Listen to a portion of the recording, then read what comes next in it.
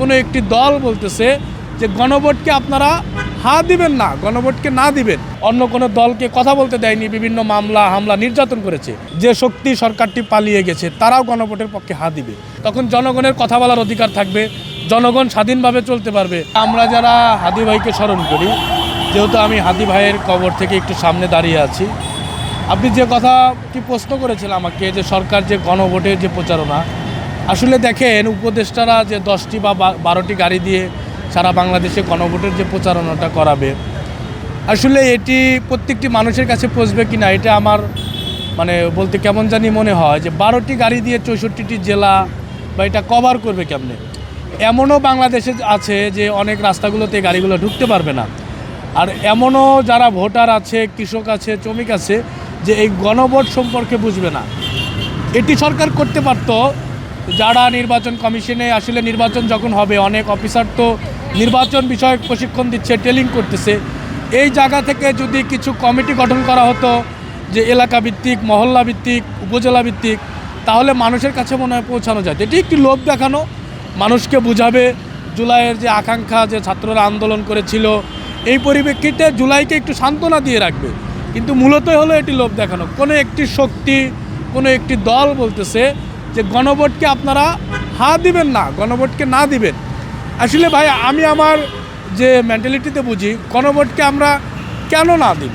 গণভোটকে হ্যাঁ দিলে দেশ সংস্কারের ক্ষেত্রে, সংবিধান সংস্কারের ক্ষেত্রে, এখন গণভোটকে হ্যাঁ দিলেই যে বাংলাদেশকে যে কোনো রাষ্ট্রের কাছে বেঁচে দিতে হবে তা না।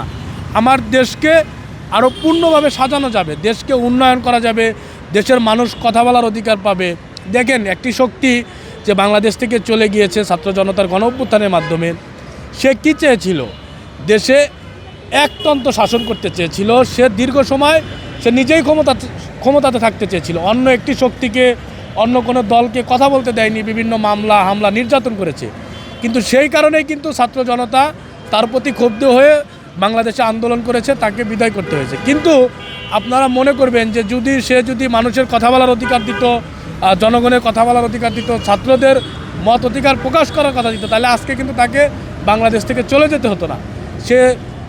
এইখানে আমার একটা ভিন্ন একটি মত আছে। দেখেন শেখ হাসিনা সে প্রধানমন্ত্রী ছিল, অবৈধ প্রধানমন্ত্রী ছিল, মানুষ ভোট দিতে যায়নি, একতন্ত্র শাসন ছিল। এখানে আপনি পুলিশ বলেন, আর্মি বলেন, র্যাব বলেন, এরা কি শুধু শেখ হাসিনার হুকুম মানত? এদের কিন্তু নিজের যে টাকা কামানো, বাণিজ্য, একটি অফিসার কয় টাকা বেতন পায়?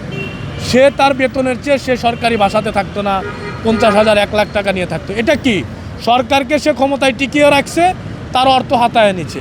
এই জায়গায় থেকে আমরা মনে করি যে শুধু শেখ হাসিনাই জড়িত না, তার যে আমলারা ছিল, তার আন্ডারে যারা, এরা আরও শেখ হাসিনাকে সাহস জোগানোর জন্য এরা উৎসাহ দিত।